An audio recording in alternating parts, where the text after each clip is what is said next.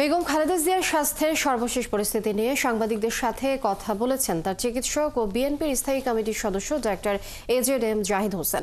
Central লন্ডনে অবস্থিত the London ক্লিনিকের সামনে সোমবার সন্ধ্যায় ব্রিফিংকালে তিনি বলেন, বেগম জিয়ার স্বাস্থ্য পরীক্ষাগুলো এখনও শেষ হয়নি। এগুলো শেষ হতে আগামী শুক্রবার পর্যন্ত লাগতে পারে। এরপর এখানকার ডাক্তাররা তার পরবর্তী চিকিৎসা নিয়ে পরিকল্পনা করবেন। এই সময় তিনি দেশবাসীর কাছে দোয়া চেয়েছেন এবং সাংবাদিক সহ সবার প্রতি ধন্যবাদ জানিয়েছেন বলেও জানান ডক্টর জাহিদ।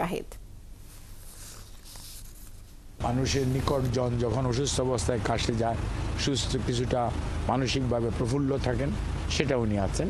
এবং ওনার শারীরিক যে সমস্ত অসুবিধার জন্য, বিশেষ করে chronic liver disease, chronic kidney disease বা এবং হার্টের অ্যাসেসমেন্টগুলো এখনও কমপ্লিট হয় নাই। এটা শেষ হতে হতে প্রায় আগামী শুক্রবারের মতো সময় লেগে যেতে পারে। কাজে সব কিছু মিলিয়ে তারপরে ওনারা শুক্রবারের মধ্যে চেষ্টা করবেন যাতে একটা ওনার পরবর্তী চিকিৎসা সম্পর্কে একটা প্ল্যান করা যায়।